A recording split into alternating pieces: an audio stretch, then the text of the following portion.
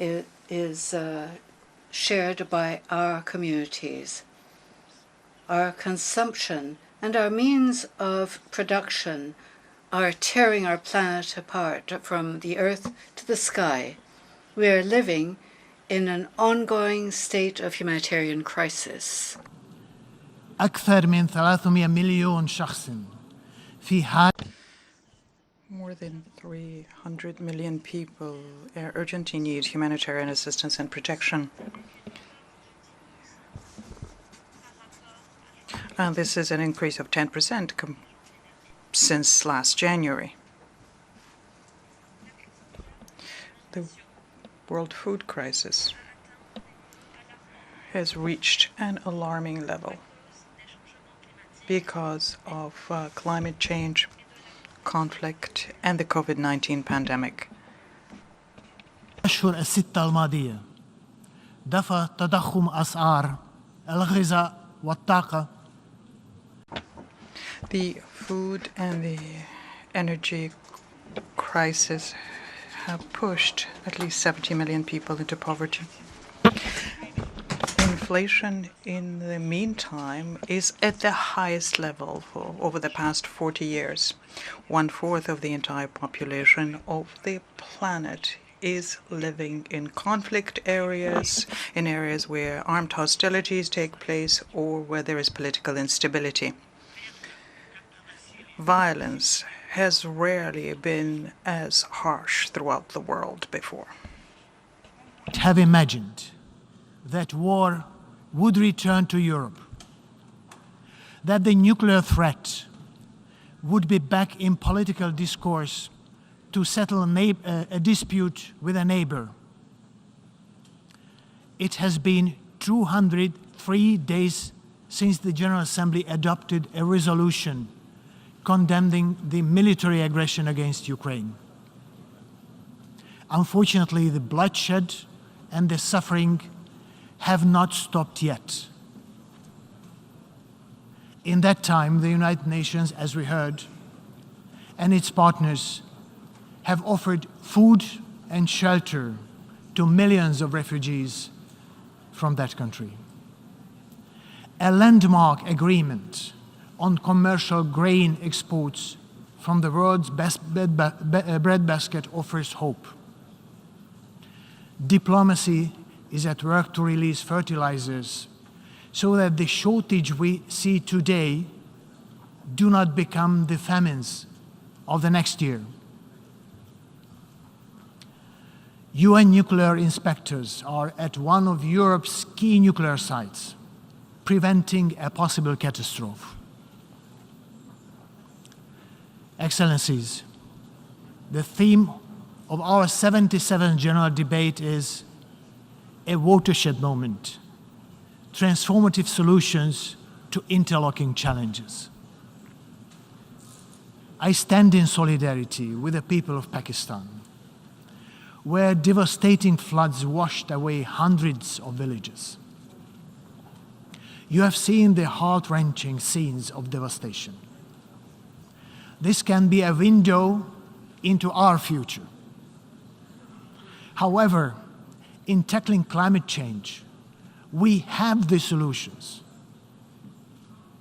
These are rooted in the advancement we have made in science cooperation and climate diplomacy.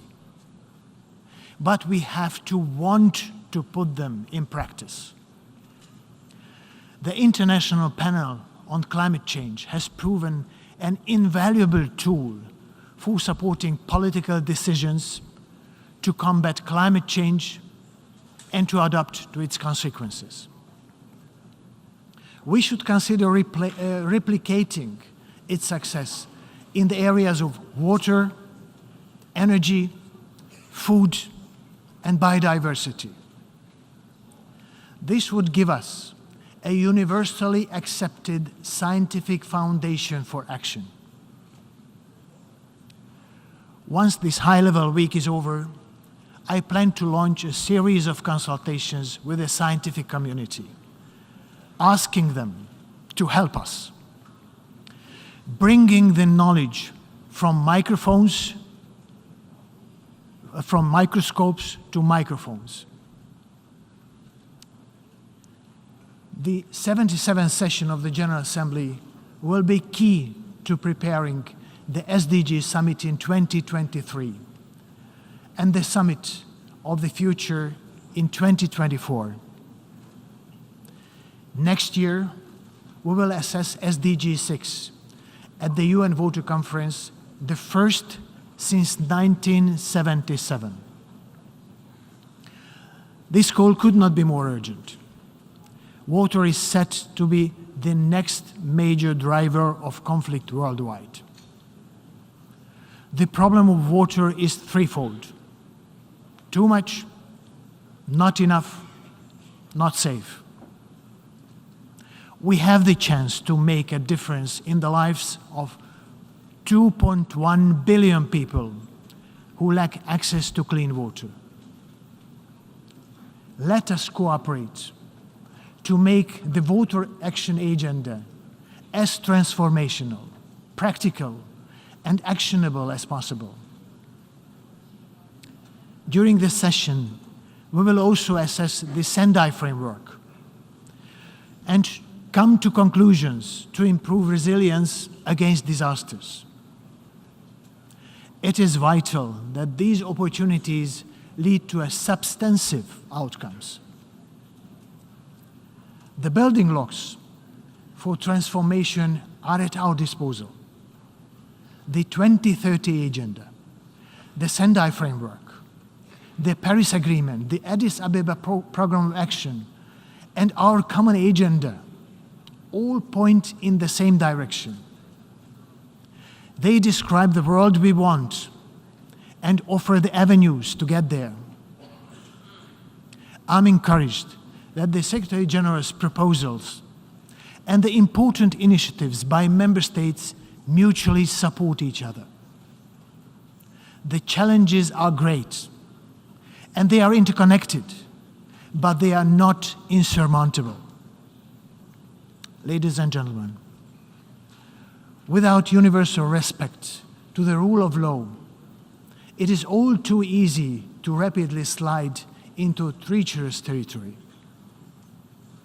As we all know, in time of crisis, human rights are the first to be compromised. When human rights are under threat, it is our smoke signal, our call to action. It would be remiss to speak of human rights without addressing a fundamental issue found to be lacking in most societies around the world. It is women's right. It is simply unacceptable that every third woman experiences violence in her lifetime. As we speak, half of humanity is all too often excluded from decision-making and leadership. But we need every man and woman to live their lives to their fullest potential. It is only by ensuring the inclusion of all, valuing the knowledge of all, that we will find solutions to the challenges we face.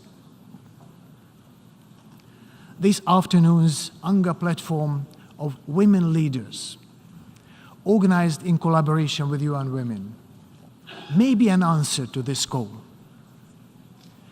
Women heads of state and government will offer their solutions to society's complex problems. Data shows that crisis response is more effective when women take the lead. I encourage you to engage substantively with this issue. It has to do with equity and equality, but above all, human dignity. Excellencies, in all these issues, in all our endeavors, I look forward to working closely with the Secretary-General, the Security Council, the ECOSOC, and other key relevant institutions of the United Nations. I stand ready to support member states to identify transformative, impact-oriented, systemic, and sustainable solutions. I promise to cooperate with all stakeholders, civil society, young people, women and scientific community, to name but a few. UN agencies, funds and programs are critical to bringing our efforts out of this hole and into our communities. To deliver on the agenda requested by the member states, I count on your constructive engagement, cooperation, and mutual respect to each other. I emphasize that the revitalization of both the United Nations and the General Assembly must continue. Our ability to competently improve our organization will determine its relevance in the eyes of people around the world. I want to advance negotiations on Security Council reform. It is high time that the Council represents the world's population more equally and that it reflects 21st century realities. This is a matter of credibility to our entire organization and our multilateral order. Ladies and gentlemen, crisis management and transformation will require our consistent efforts, way beyond one session of the General Assembly. In that spirit, let me finish with some timeless words of wisdom about chances and the risk of letting them pass us by. Things get better when we make them better. Things go wrong when we fail to seize the opportunities before us. Our opportunity is here and now. Let us act. I thank you.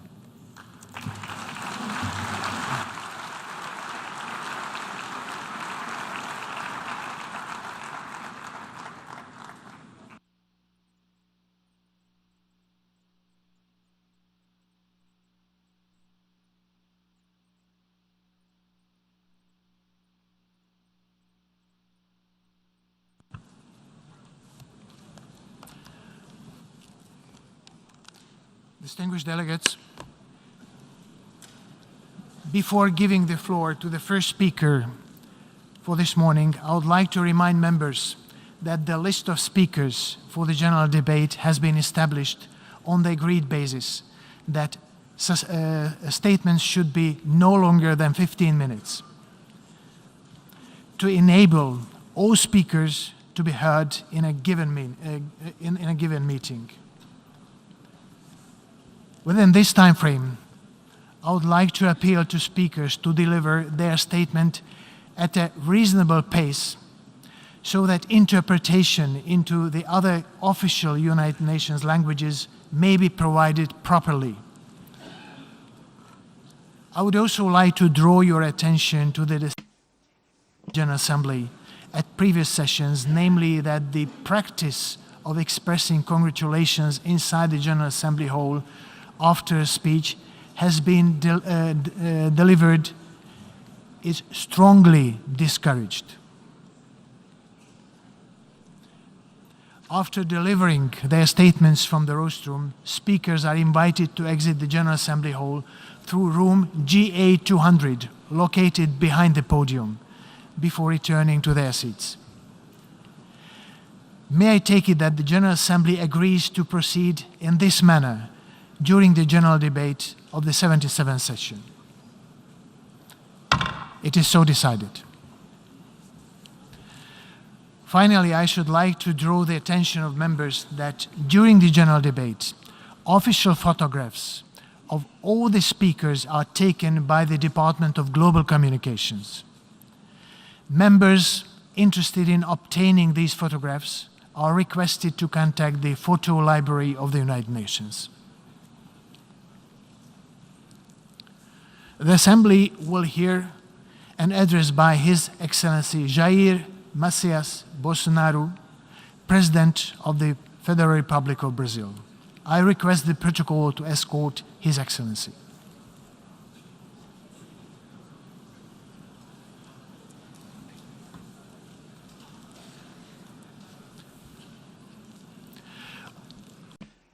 the General Assembly, I have the honor to welcome His Excellency Jair Messias Bolsonaro, President of the Federal Republic of Brazil, and to invite him to address the Assembly.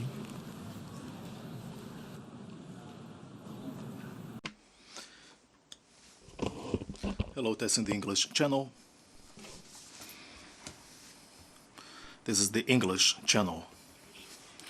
Mr. Shaba Karosi, President of the 77th General Assembly of the United Nations. Mr. Antonio Guterres, Secretary-General of the United Nations. Ladies and gentlemen, heads of state, heads of government, and heads of delegation. Ladies and gentlemen at large, I begin by congratulating you, Ambassador Shaba Karosi, on your election as President of this General Assembly. You can be sure that you can certainly count on Brazil's support. The theme chosen for this general debate revolves around a concept that perfectly applies to the moment we currently live, a watershed moment. Mr. President, our collective responsibility at this General Assembly consists in understanding the actual scope of the challenges that make up this watershed moment, and from there build the responses that draw their strength from the goals that we all share. The task at hand is not a simple one, but strictly speaking, we have no alternative. The effort must begin within each of our countries, domestically. First of all, it is what we do at the domestic level that gives the measure of the authority with which we act at the international level. Therefore, allow me to speak from my country's perspective. When Brazil voices her views on the public health agenda, we do so with the legitimate authority of a government that during the COVID-19 pandemic spared no efforts to save lives and preserve jobs. Like so many other countries, we focused our attention from the very outset on ensuring emergency financial aid to those most in need. Our goal was to protect families' income so that they could face up to the economic hardships resulting from the pandemic. Therefore, we managed to benefit more than 68 million people, the equivalent to 1/3 of the Brazilian population. In parallel, we launched a broad-ranging vaccination program, including domestic production of vaccines. We are a nation of more than 210 million people, and already we have more than 80% of our population fully vaccinated against COVID-19.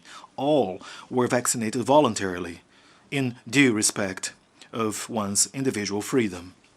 Likewise, in the economic arena, Brazil has the legitimate authority of a country that, for the sake of sustainable and inclusive growth, has been putting in place reforms to attract investments and improve the standards of living of her population.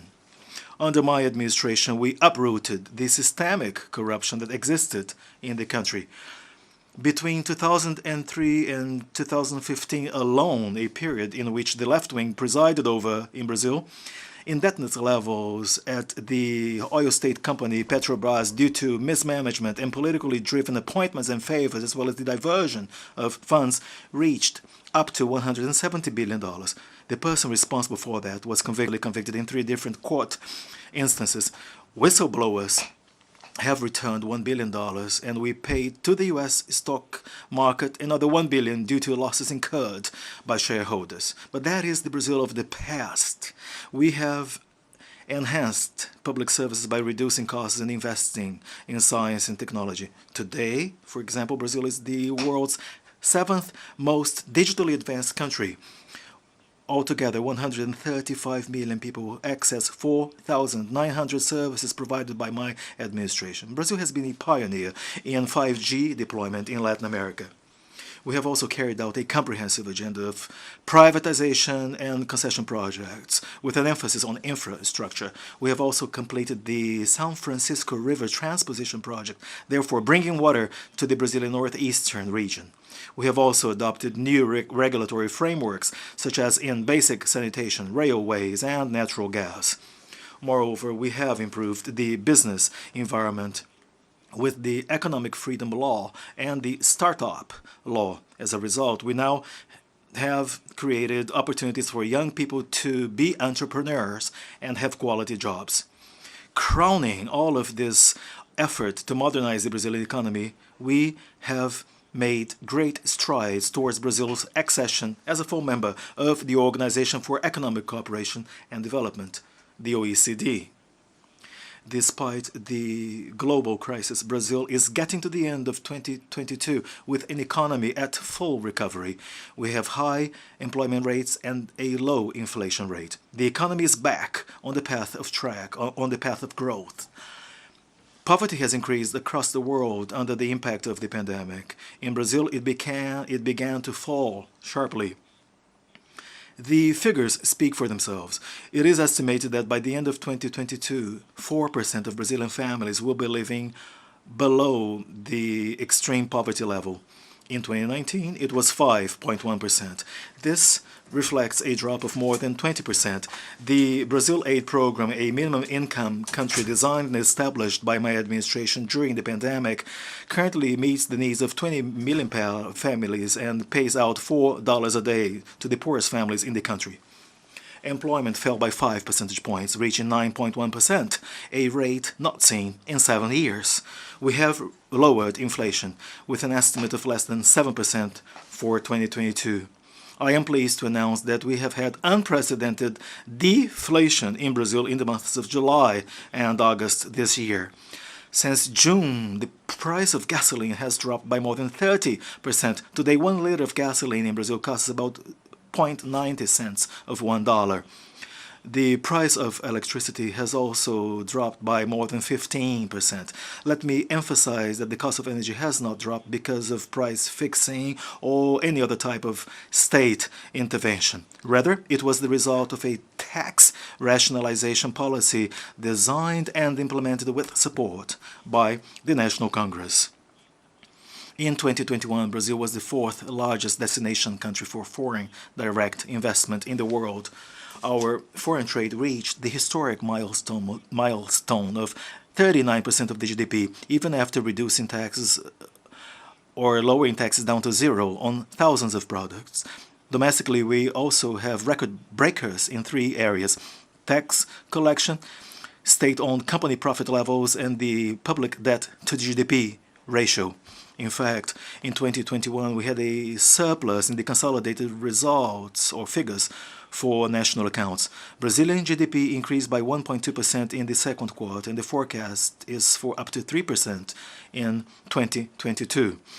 We enjoy the peace of mind of those who are working in the right path, the path to shared prosperity among Brazilians, and beyond that, prosperity shared with our neighbors and other partners worldwide. This is precisely what we see, for example, in food production. 4 decades ago, Brazil used to be a food importer. Today, we are one of the world's largest food exporters. And this has only been possible thanks to heavy investments in science and innovation with a view to boosting productivity, yield levels, and sustainability. May I here pay a tribute to Mr. Alisson Polinelli, the Brazilian candidate for the Nobel Peace Prize, for his role in expanding the Brazilian agricultural frontier with the use of new technologies. This year, Brazil has already started the harvest, or the largest grain harvest in our history. We estimate it to be at least 270 million tons. In a few years, Brazil will also make the transition from net importer of wheat to a net exporter of wheat. For the 2022-2023 period, the forecast is that our total production will exceed 300 million tons. As stated by Director General of the World Trade Organization in a recent visit to Brazil, she stated that if it were not for Brazilian agribusiness, the planet would go hungry, since we feed more than 1 billion people worldwide. Our agribusiness is a source of national pride. Mr. President, I also wish to call to mind here that also in the field of sustainable development, Brazil's track record of achievements is a source of credibility for our country's international action. As regards the environment and sustainable development, Brazil is part of the solution and stands as a reference to the world. 2/3 of all of the Brazilian territory remain untouched, covered by native vegetation, precisely as it were when Brazil was first discovered in the 1500s. In the Brazilian Amazon region, an area as big as Western Europe, more than 80% of the rainforest remains untouched and pristine, contrary to what is often reported by the mainstream national and international media. It is absolutely key and essential that when taking care of the environment, we do not overlook people. The Amazon region is home to more than 20 million people, including indigenous people and riverside dwellers, whose livelihood depends on some form of economic use of the forest. We have brought internet connectivity to more than 100,000 rural schools and more than 500 indigenous communities. Brazil began its energy transition almost half a century ago in response to the oil crises of that time. Today, we have a modern and sustainable biofuel industry, an industry that currently positively contributes to the cleanest energy mix among G20 countries. About 84% of our electricity or energy mix is currently renewable, and this is a goal that many developed countries hope to achieve only after 2040 or 2050. Last year, Brazil was chosen or declared by the United Nations as a global transition for energy transition. We have the potential to become a major global exporter of clean energy. We have a surplus already being built up which can reach more than 100 gigawatts between biomass, onshore wind projects and solar projects, in addition to the untapped opportunity of 700 gigawatt offshore wind farms with one of the lowest production costs in the world. These sources will produce green hydrogen for export. Part of this 100% clean energy opens the possibility for us to become suppliers of highly competitive industrial projects, especially in the Brazilian Northeast, with one of the smallest carbon footprints in the world. The Sustainable Development Agenda is impacted in many ways by threats to international peace and security. We all built the United Nations from the ruins of the Second World War in the last century. What motivated us back then was the determination to avoid a repetition of the cycle of destruction that marked the first half of the 20th century.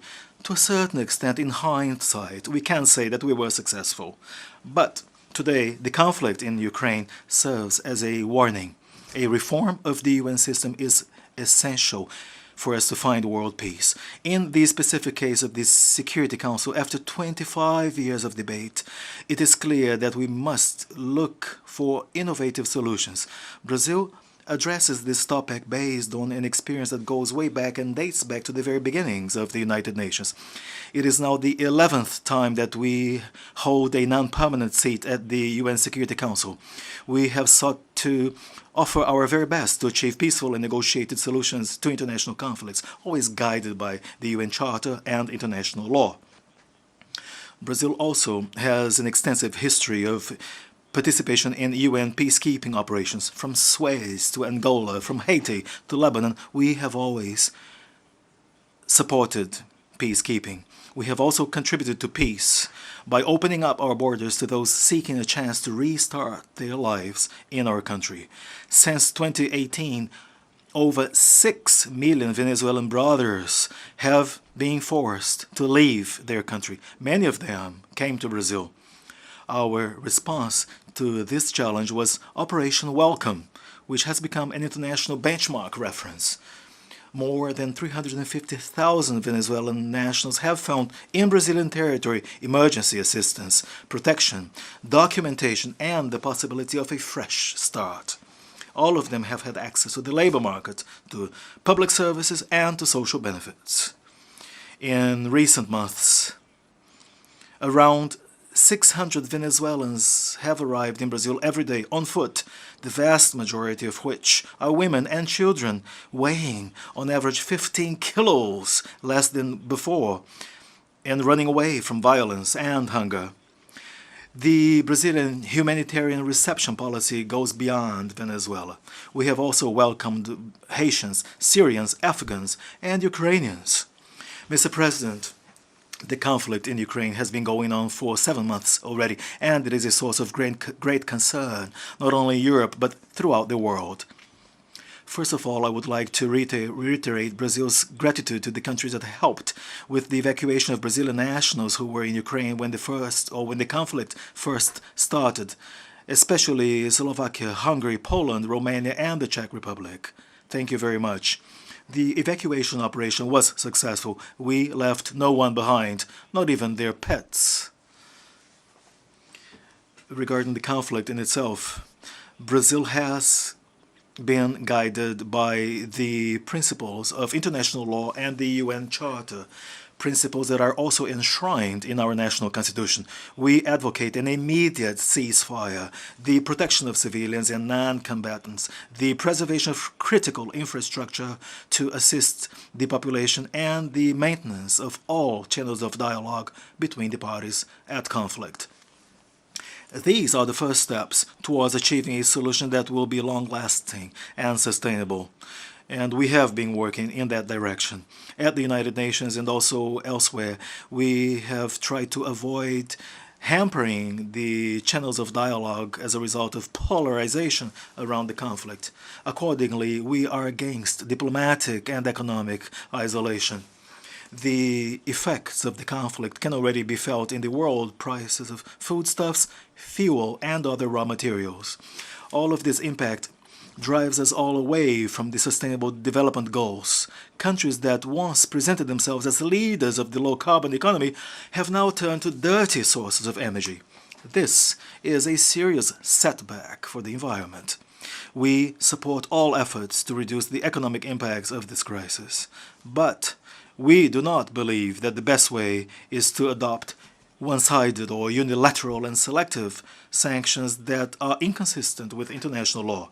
These measures have harmed economic recovery and have threatened the human rights of vulnerable populations, including in European countries. The solution to the conflict in Ukraine will only be achieved through negotiation and dialogue. I make a plea to the parties as well as to the entire international community. Let us not miss any opportunity to end the conflict and ensure peace. The stability, security, and prosperity of humankind are at serious risk if the conflict continues. Mr. President, I have been an unconditional supporter of freedom of speech. Moreover, under my administration, Brazil has made an effort to bring the right to freedom of religion to the very core of the international human rights agenda. It is essential to ensure that everyone has the right to freely worship and practice their religious orientation without any discrimination whatsoever.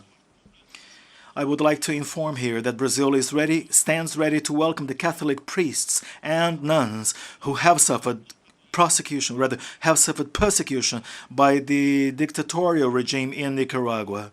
Brazil repudiates religious persecution wherever it may occur in the world. Other fundamental values for Brazilian society with implications to the human rights agenda include the defense of family values, the right to life since conception, the right to self-defense, and the repudiation of gender ideology. I would also like to underscore the priority we have attached to women's rights and protection. Our efforts to sanction over 70 legal norms on the subject since the very beginning of my administration in 2019 is thorough evidence of this commitment. We fight violence against women very strictly. It is part and parcel of our broader priority to ensure public security and safety for all Brazilians. The results are visible in our government figures. A 7.7% drop in the number of murders of women and a decrease in the general number of deaths by murder. In 2017, there were 30 deaths per 100,000 inhabitants. Now there are only 17. Violence in rural areas has also plummeted at the same time as land tenure by the most in need has increased. Under my administration, we have delivered 400,000 rural property land title deeds, 80% of which given to women. In Brazil, we work to ensure that we have strong, independent women so that they can get wherever they wish. First Lady Michelle Bolsonaro has given a new meaning to volunteer work since 2019, with special attention to people with disabilities and rare diseases. Mr. President, Mr. Secretary-General, Heads of State and Government, ladies and gentlemen, last September 7th, Brazil celebrated 200 years of history as an independent nation. Millions of Brazilians took to the streets, called upon by their government and wearing the colors of their flag, our flag. It was the largest civic demonstration in the history of our country, a people that believes in God, the homeland, family, and freedom. Thank you all very much.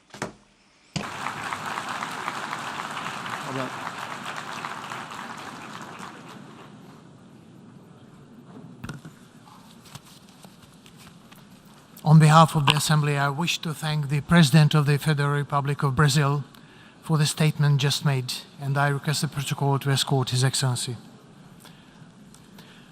The Assembly will hear the address by His Excellency Macky Sall, President of the Republic of Senegal. I request the protocol to escort His Excellency. On behalf of the General Assembly, I have the honor to welcome His Excellency Macky Sall, President of the Republic of Senegal, and invite him to address the Assembly. Merci beaucoup. Thank you very much, Mr. President of the General Assembly. Dear colleagues, Secretary-General, ladies and gentlemen, distinguished delegates. Mr. President, on behalf of the African Union, I would like to express my thanks to your predecessor and wish you every success in the discharge of your duties. I reiterate our support to the Secretary-General, Antonio Guterres, as he carries out his delicate mission in the service of member states. Since our last session, the world has become more dangerous and more uncertain under the combined grip of global warming, security and health perils, and the war in Ukraine. The theme of this session reflects the urgent need to act together to ease tensions, to heal our planet, reduce persistent north-south inequalities, and reinstate the importance of multilateralism. The Security Council is called upon to address this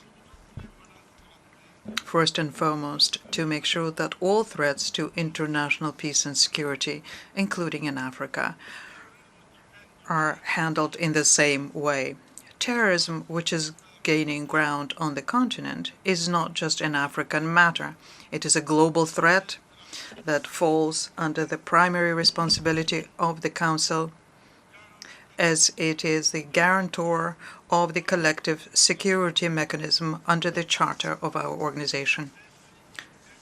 We, therefore, urge the Council to engage more with us in the fight against terrorism in Africa, and to do this with more appropriate mandates and more substantial resources. Furthermore, the African Union once again calls for the lifting of foreign sanctions against Zimbabwe. These harsh measures continue to fuel a sense of injustice against an entire people and to aggravate their suffering in these times of deep crisis. In the Middle East, we reiterate the right of the Palestinian people to a viable state, living side by side in peace with the State of Israel, each within secure and internationally recognized borders. We call for a de-escalation and a cessation of hostilities in Ukraine, as well as for a negotiated solution to avoid the catastrophic risk of a potentially global conflict. The negotiations and discussions are the best tools we have to promote peace. I launch an appeal to put together a high-level mediation mission to which the African Union stands ready to contribute. Nearly 80 years after the birth of the United Nations system and the Bretton Woods institutions, it is time for a fairer, more inclusive global governance that is more adapted to the realities of our time. It is time to overcome the reticence and to deconstruct the narratives that persist in confining Africa to the margins of decision-making circles. It is time to heed Africa's just and legitimate demand for Security Council reform, as reflected in the Esselwini Consensus. In the same vein, I reaffirm our request for the African Union to be granted a seat in the G20 so that Africa can finally be represented where decisions that affect 1,400,000,000 Africans are being taken. I would like to extend my warmest thanks to the partners who have already expressed their support and invite others to give favorable consideration to our candidacy. With respect to economic and financial governance, I draw the attention of the General Assembly to the 2022 Financing for Sustainable Development report, produced by some 60 multilateral institutions, including the IMF, the World Bank, the Basel Committee on Banking Supervision, the International Association of Insurance Regulators, and the Financial Stability Board. This report highlights shortcomings in the assessment processes of credit rating agencies and underlines the importance of transparent methodologies so as not to undermine confidence in ratings. We are concerned by the fact that the perception of risk in Africa continues to be higher than the actual risk, which increases the cost of insurance premiums and undermines the competitiveness of our economies.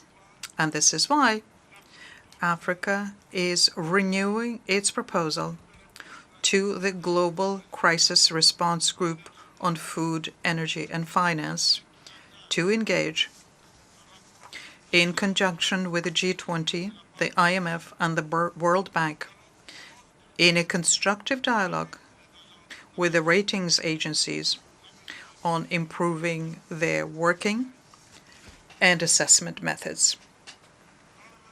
In the same spirit, given the unprecedented scale of the global economic crisis, the African Union reiterates its call for the partial reallocation of special drawing rights, so needed for the developing countries first and foremost, and the implementation of the G20 Debt Service Suspension Initiative. Ladies and gentlemen, the unprecedented shock further destabilizes the weakest economies and makes their need for liquidity ever more pressing, so as to mitigate the effects of widespread inflation and support the most vulnerable households and social strata, especially the young people and women. In addition to that, there is the need to address new and old health emergencies, including cancer, the silent killer that continues to claim millions of lives across the world. I call for a general mobilization in favor of the International Atomic Energy Agency's Ray of Hope campaign to strengthen the capacities of member countries, particularly in Africa, in the fight against cancer, using nuclear technologies such as medical imaging, nuclear medicine, and radiotherapy. Mr. President, ladies and gentlemen, with the COP27 in Sharm el-Sheikh in Egypt only a few weeks away, Africa reiterates its commitment to the Paris Climate Agreement. At the same time, we wish to reach a consensus for a fair and equitable energy transition, as was called for at the Africa-Europe Summit last February, at the enlarged session of the G7 summit in June, and recently at the Africa Adaptation Finance Forum in Rotterdam. It is legitimate, fair, and equitable that Africa, the continent that pollutes the least and lags furthest behind in the industrialization process, should exploit its available resources to provide basic energy so as to improve the competitiveness of its economy and achieve universal access to electricity. I will recall that today, more than 600 million Africans still live without electricity.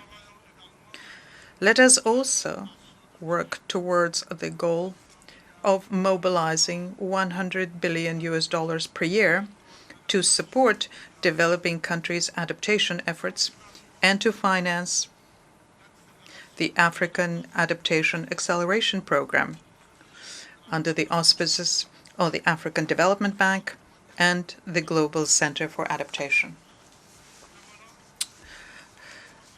Moreover, we see adaptation funding not as aid, but rather as a contribution by industrialized countries to a global partnership of solidarity in return for efforts made by developing countries to avoid the polluting patterns that have plunged the planet into the current climate emergency. Mr. President, over and above the current emergencies, I have come to convey the message of a continent determined to work with all of its partners in a relational ethic of a dialogue of confidence and trust and mutual respect. I have come to say that Africa has suffered enough of the burden of history, that it does not want to be the place of a new Cold War, but rather a pole of stability and opportunity open to all of its partners on a mutually beneficial basis. I have come to say that we do not ignore that Africa, faced with challenges which need to be pacified and stabilized. But I have also come to say that we also have Africa as a provider of solutions with an area of 30 million square kilometers, its human resources, with its more than 60% of the world's arable land, its mineral, forest, water, and energy resources. Yes, we have the Africa of solutions with governments on the job, on a daily basis. We have vibrant and creative young people who innovate, who are entrepreneurial and who succeed. We have millions of men and women who work hard to feed, educate, and care for their families, who invest, who create wealth, and who generate jobs. This Africa of solutions wants to engage with all of its partners in a reinvented relationship that transcends the prejudice that whoever is not with me is against me. We want a multilateralism that is open and respectful of our differences, because the United Nations system, born out of the ashes of war, can only win the support of one and all on the basis of shared ideals and not local values erected as universal norms. It is by working together, respecting our differences, that we will restore the strength and vitality of the United Nations raison d'etre, which is to save present and future generations from the scourge of war, to advance the peaceful coexistence of peoples, and to foster progress by creating better living conditions for all. I wish the 77th session of the General Assembly every success. I thank you for your kind attention.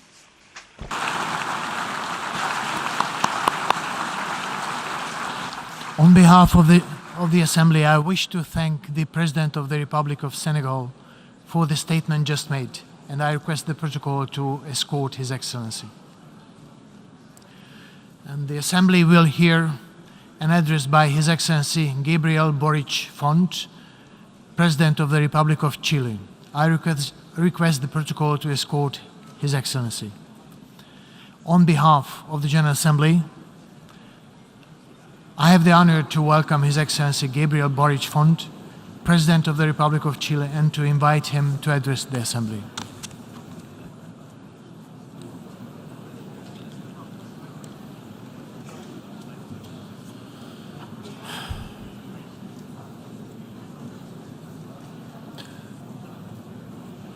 Muchísimas gracias. Thank you very much. President, Secretary-General, distinguished heads of state and government, distinguished guests.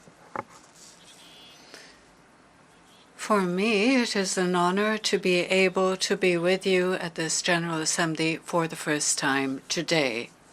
I come from Chile, a beautiful country located in the extreme south of the Americas, between the Andes mountain range, the backbone of the continent, and the majestic, breathtaking Pacific Ocean.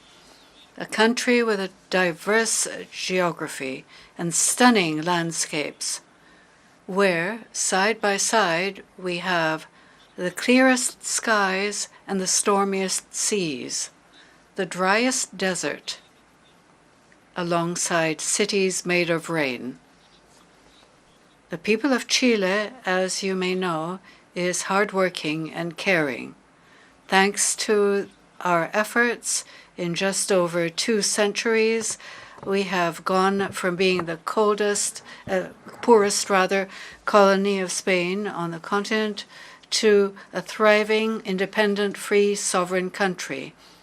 A country with enormous opportunities, today at the gates of comprehensive development, and we are working for this development to be for all, not just for a few. A country that has lithium for energy, the means of providing clean energies to the world, a country with long coasts and protected marine areas to care for the environment, with top-level universities to create and share knowledge. I have come to tell you, dear colleagues, that Chile needs the world. The world needs Chile too. But as you are aware, and as has been clear in the speeches that went before my own, we live in an era of uncertainty and shocks. It is clear that no country here is isolated from or immune to global shocks or events, and Chile is no exception. Thus, Russia's unfair war of aggression on Ukraine, a nation to which we express our solidarity, pushed up fuel prices and led to shortages of grain and fertilizer, with a strong impact on our economy, and certainly of many of your countries as well. Also, although it is often hard to discuss this, the trade war between the United States and China that began under the Trump administration in 2018 and the pandemic destabilized the global economy, affecting both our and your economies. On another level, the humanitarian crisis in Venezuela, which is a product of its extended political crisis, has generated an unprecedented flow of migration in our region and in our country, putting enormous pressure on our society and institutions. Lastly, as many of you are experiencing, the climate crisis is particularly affecting our continent, the Americas, especially the Caribbean. It also affects the life systems of our people. Chile meets 7 of the 9 United Nations vulnerability criteria: low-level coasts, arid and semi-arid areas, forests, propension to natural disasters, drought, floods, mountain ecosystems, and urban areas. But our country, as many of yours, many of the Global South, produces and is responsible for a minimum of greenhouse gas emissions. In our case, it's only 0.24%, while the largest economies of the G20, as the Secretary-General has just mentioned, produce 80% of greenhouse gases. It is clear nowadays that no country, large or small, humble or powerful, can save itself on its own. As I was preparing this speech, I was thinking how the many interesting speeches telling about the reality of each country could be contributed to from Chile with its small part in building the best possible world. And with the awareness that it is not my place to teach anybody about the problems in the world, I thought that telling you about our recent experience as a country could be useful to those who are interested to derive their own lessons. Chile is currently experiencing an intense political process. Almost 3 years ago, we faced a major political and social crisis. During those days, a great majority of Chilean people peacefully expressed their discontent with inequality and abuse, their pain at the long waits to receive public health care, their frustration at the $1 million debts incurred as students, their refusal to accept miserly pensions, pensions that are a mere pittance after long years of work. In a few months, we will celebrate 50 years since President Salvador Allende, who spoke to this very assembly, from this very podium, about the major social and political changes that Chile was going through at a time. Chile is a country that has, for a long time, sought the path towards dignity.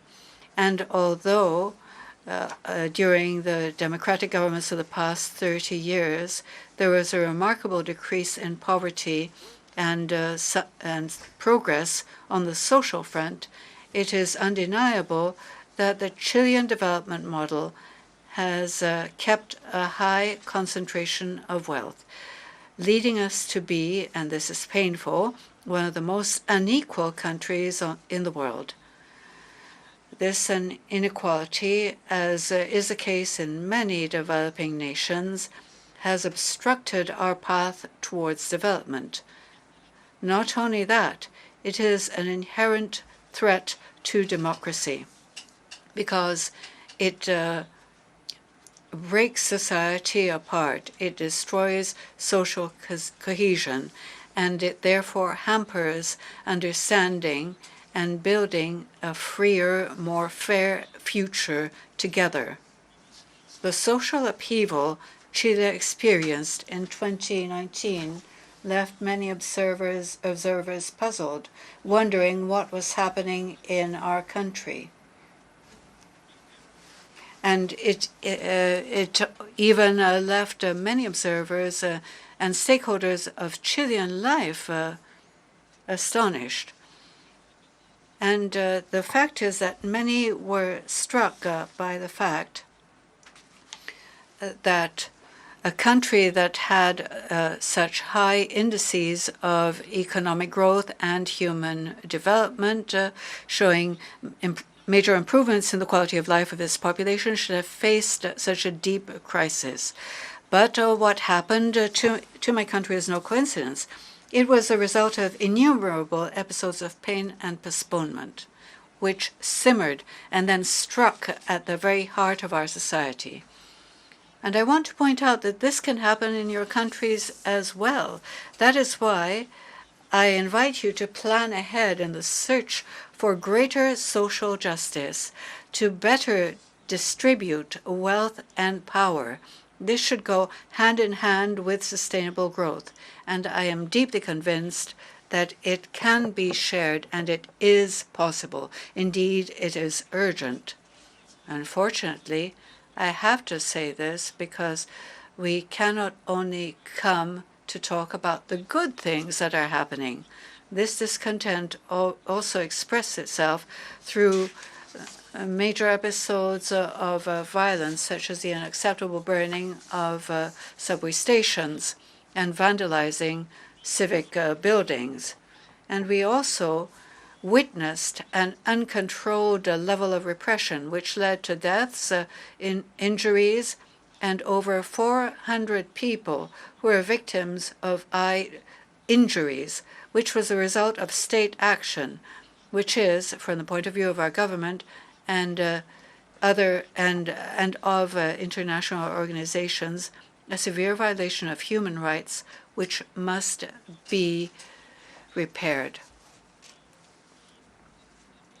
It must be made up for. This long history of injustice found its voice in October of 2019. But also, and this is a good thing about it, the long history of civil mobilization and social struggle, which made it possible to return to democracy and the return of Democrats, as President Aylwin said at the end of the past century, was the same struggle which made it possible at the beginning of the 20th century to make progress in rights for workers. Present at the peaceful demonstrations of 2019 were the women of the previous century who made progress in gaining the right to vote, the workers who earned the right to leave, and the settlers who fought for decent housing. All of these memories and social struggles manifested themselves there. The protection of human rights anywhere by any regime, decent work, social protection, and the struggle against climate change are universal demands which are the focus of our common agenda, led by the Secretary-General of this organization, Antonio Guterres, and of the Sustainable Development Goals. These are the values behind this deep unrest: equality, justice, and freedom. Distinguished leaders of the world, the way forward to the peaceful, democratic resolution of the crisis our country experienced was an agreement between the major political forces, which made it possible to draw up a roadmap towards drafting a new constitution, one which made it possible to establish the basis of a new social contract, making a democratic response possible to the demands of the citizens. This road opened by Chilean society through protest and social struggle, and then politically channeled by the various institutions, was expressed through plebiscite in October 2019, where 80% of voters spoke in favor of a new written constitution by a specially elected body to do so. This is a major challenge. It consists of achieving, as never before in history, a democratic constitution written with citizen participation of indigenous peoples, and gender parity, a constitution for everybody, written by everybody. A few weeks ago, the work of the Constitutional Convention was subjected to consultation through a plebiscite in which there was a massive participation, 85%. But this led to a clear rejection of the proposal, 62 against 38%. Thus, today we are seeking new formulas to build the meeting place for all Chileans. My personal option in this plebiscite was to approve the proposal for a new constitution, but the result was the opposite. Some want to see the result of the plebiscite as a defeat for the government. And with great humility, I wish to tell you today that a government can never feel defeated when the people speak. In a democracy, the word popular is sovereign and is a guide for any government. Why am I telling you about this? Because, unlike in the past, when differences in Chile were settled through blood and fire, today Chileans have agreed to face our challenges in a democratic fashion. And I'm telling you about this because I'm certain that one of the major challenges for humanity today is that of building democracies that really talk to and listen to citizens. Those who are here at this assembly have the duty of improving our democracies. During the long days of citizen mobilization, the word dignity was often heard. The Chilean people have just expressed giving us a lesson in democracy, which we are learning. Chile has called on its democracy and political actors to rise to the challenges that we have today, and we must meet their expectations. As a government, we have received the results of the recent plebiscite with open eyes and hearts. We want to hear what the people is telling us. We trust their opinions, we trust their will, and there are things I want to share very quickly with you. The results are the expression of a citizenry that calls for change without putting its current achievements at risk. Citizens who want a better future built without creating new insecurities, a future of change with stability. As a young person who was on the street protesting not very long ago, I can tell you that representing unrest is a lot easier than producing solutions. Those of us devoted to the demanding work of politics easily confuse our success as spokespeople for citizen unease with our real ability to build a better future. The plebiscite results in Chile have taught us to be humble. Democracy must be humble. They made us realize that building the Chile we dream of, in building the Chile we dream of, no given sector has a recipe. Rather, it is a dish made up of the best each one of us has to contribute. This is how we govern in the 21st century, mobilizing capacity and skill in our societies, not trying to substitute them. As a president of Chile, I am convinced that very soon Chile will have a constitution that will satisfy us and make us proud, one built in democracy that brings together the contributions of all sectors of society, able to reflect our aspirations of justice and liberty. Distinguished delegates, based on the humble history of my country, I can tell you with deep conviction that the path to face the problems affecting our societies is paved with more democracy, not less, with incentives for participation, not restrictions, with dialogue and not censorship, and above all, with respect for those who think differently, with inclusion of their points of view, and understanding that having diverse opinions does not make us enemies. I reject the abyss that some try to open when facing the legitimate diversity of opinion. And from Chile, we declare our will of building bridges across those gaps that make it difficult for us to meet as diverse societies. This is what we wish to share as a small country with the nations of the world. Deepening democracy is a permanent exercise where we must persevere and learn from the experience of others. Thus, in conclusion, I invite you to work together to strengthen democracy in all spaces, in each of our countries, and in the relationship between countries. We need a new Latin America. We need more work together from the Global South. We need a modernized United Nations where we all set ourselves the same objectives.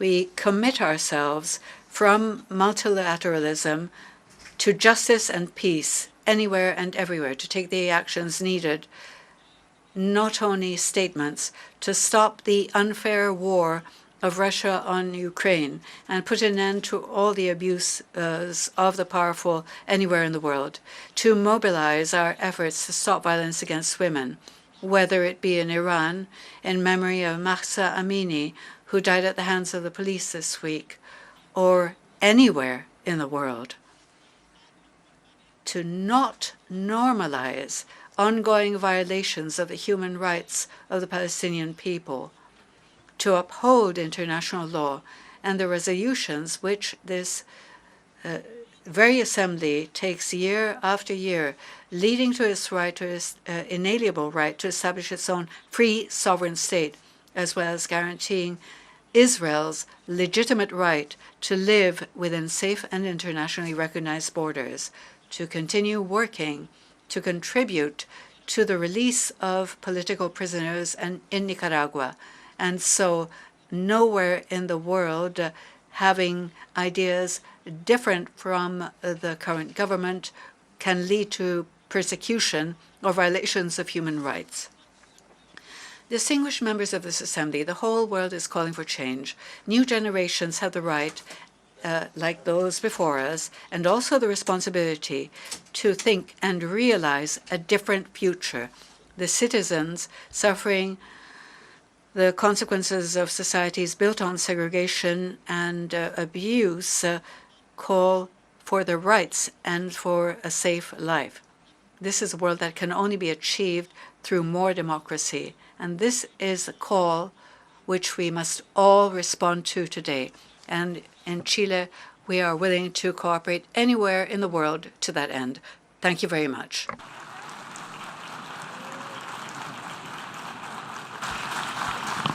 On behalf of the Assembly, I wish to thank